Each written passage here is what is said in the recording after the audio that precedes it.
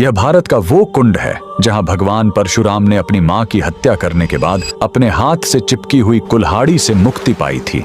यह कहानी है महान ऋषि जमदग्नि और उनकी पत्नी पतिव्रता रेणुका की। कहते हैं रेणुका हर दिन नदी से कच्चे घड़े में पानी लाती थी और उनके सतीत्व के बल से वह घड़ा टूटता नहीं था। उनके 5 पुत्र थे जिनमें सबसे छोटे थे विष्णु अवतार परशुराम। एक दिन रेणुका ने नदी में कुछ गंधर्वों स्वर्ग के संगीतकार को जल क्रीड़ा करते देखा। उन्हें देखकर एक पल के लिए उनका मन मोह में पड़ गया और उसी क्षण उनके सतीत्व का बल टूटा और कच्चा घड़ा टूट गया। जब वो आश्रम लौटी तो ऋषि जमदग्नि ने अपने योग्य बल से जान लिया कि उनका मन भटक गया था। वो इतने क्रोधित हुए कि उन्होंने अपने पुत्रों को आज्ञा दी, अपनी मां का वध कर दो। जब चारों बड़े भाइयों ने मना कर दिया तो क्रोधित पिता ने उन्हें तुरंत पत्थर बन जाने का श्राप दे दिया। इसके बाद परशुराम ने पिता की आज्ञा को अपना धर्म समझा। उन्होंने भारी मन से अपनी कुल्हाड़ी उठाई और अपनी ही मां का सिर धड़ से अलग कर दिया। उनकी आज्ञाकारिता से प्रसन्न होकर जमदग्नि ने वरदान मांगने को कहा। परशुराम ने तुरंत अपनी मां को फिर से जीवित करने और साथ ही पत्थर बन चुके अपने चारों भाइयों को भी मुक्त करने का वर मांग लिया। सब फिर से जीवित हो गए, मानो कुछ हुआ ही ना हो। लेकिन कहानी यहीं खत्म नहीं हुई।